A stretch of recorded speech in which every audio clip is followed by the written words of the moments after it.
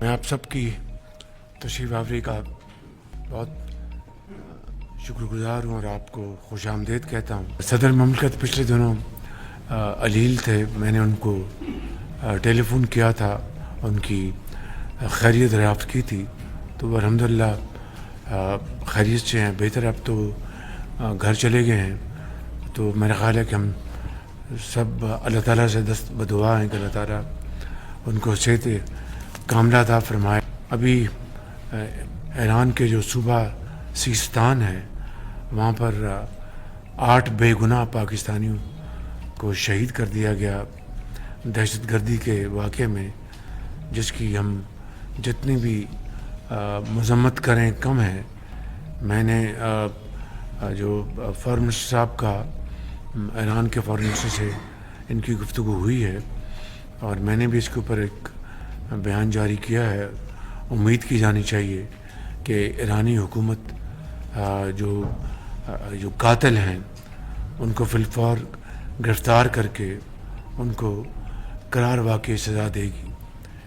الحمدللہ secretary power اور وزیر فائنانس، سیکرٹری فائنانس اور سیکرٹری انرجی اور متعلقہ تمام افراد کی بھرپور معاونت سے آپ کو علم ہے کہ 7.5 روپے بجلی کی قیمتوں میں کمی کی جا چکی ہے، جو کہ تمام پاکستان کے تمام صارفین کے لیے ہے، چاہے وہ گھریلو صارفین ہیں، چاہے وہ کاروباری حضرات ہیں، ایکسپورٹرز ہیں، چاہے وہ انڈسٹریز ہیں اور جن کا تعلق زرعی شعبے سے ہے، سب کے لیے یہ فیسلٹی دی گئی ہے۔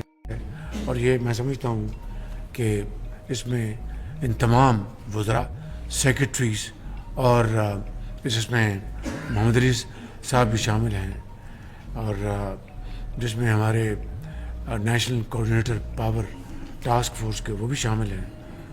ان تمام لوگوں کی بڑی پوری کوششوں سے سب ملا کے یہ 7.5 روپے ایک بہت بڑا چیلنج تھا، بہت بڑا، لیکن اللہ تعالیٰ نے اس میں ہمیں سرخرو کیا، اور قوم کو ہم نے بالآخر آپ سب نے اپنی اجتماعی کاوشوں سے مل کر قوم کو ایک آپ نے یہ عید کا تحفہ دیا، جس سے کہ یقیناً ہماری معیشت کو بہت انشاءاللہ فائدہ پہنچے گا۔ اور اب ایک موقع پھر آیا ہے کہ عالمی منڈیوں میں تیل کی قیمتیں پھر نیچے آئی ہیں۔ اب حالیہ جو قیمتیں گری ہیں، یہ جو آپ نے دیکھا کہ چاہے وہ کبھی خبر آتی تھی کہ یوکرین میں جنگ بند ہونے والی ہے تو قیمتیں گرتی تھیں، پھر یہ جو ٹیرف لگے ہیں اس کے نتیجے میں بھی قیمتوں کا اتار چڑھاؤ جاری ہے۔ تو آج 15 ہیں، تو آج انشاءاللہ قیمتیں تیل کی اور پیٹرول کی کم ہونے جا رہی ہیں، وہ ابھی شام کو اس کا اعلان ہو جائے گا۔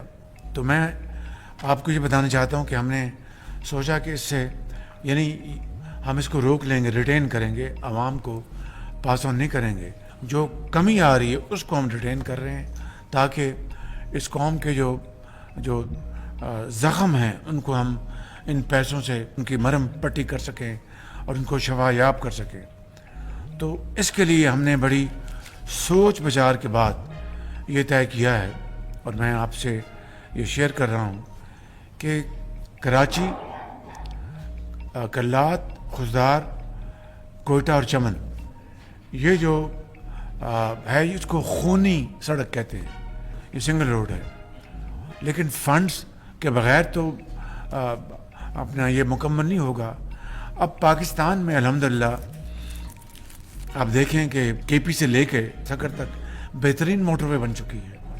اب آگے جو ہے سکر، حیدرآباد، کراچی یہ بننے والا ہے۔ امید کی جانی چاہیے اگر اللہ تعالیٰ کو منظور ہوا تو یہ M6 M9 انشاءاللہ انویسٹمنٹ سے ہوگا، اور وہ وفاق خود بنائے گا شفاف طریقے سے انشاءاللہ، اور بڑی ہائیسٹ کوالٹی ہوگی، جس طرح باقی میاں نواز شریف نے موٹر وے بنائی، یہ بھی انشاءاللہ वफाक बनाएगा और हाईएस्ट क्वालिटी की मोटरवे होगी from Sukkur to Hyderabad, Hyderabad to Karachi.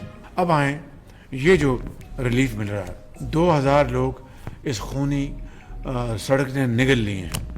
वैसे भी आप देखें, आपको वैसे भी देखें, आप सियासी तौर पर, समाजी तौर पर, अगर बलूचिस्तान देख रहा है कि जनाब मर्दान से लेके तो सक्खर तक मोटरवे बन गई है जिसके ऊपर कई 100 अरब रुपए लगे हैं, तो हमने क्या बिगाड़ा है कि हमारे यहाँ कोई इस तरह की कोई मयार की सड़क नहीं है।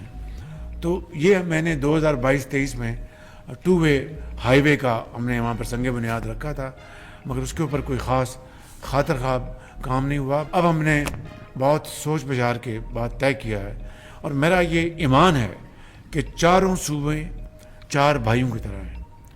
अगर एक रोटी है तो चारों भाई 4 हिस्से बना के खाएंगे और अपना अल्लाह का शुक्र अदा करेंगे। 4 रोटियाँ आएंगी तो 4 भाई जो है एक एक रोटी खाएंगे, 8 आएंगी तो इसी तरह जितना हिस्सा बढ़ेगा उतना इनका हिस्सा बढ़ेगा सूबों का।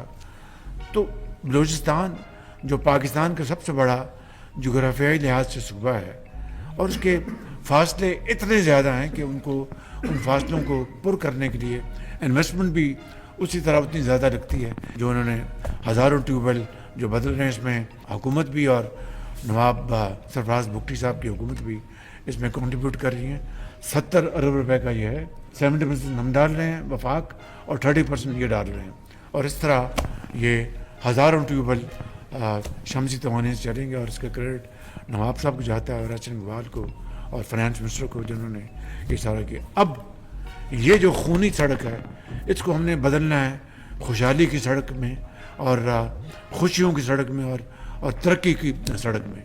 तो ये हाईवे होगी 2 वे, मगर इसकी मेयार मैंने जो फैसला किया कि वो मोटरवे का मेयार होगा, बेहतरीन क्वालिटी, थर्ड पार्टी वैलिडेशन। और इस सड़क के ऊपर जो पहला जो तखमीना था 2022-23 का वो था तकरीबन 250 अरब रुपया।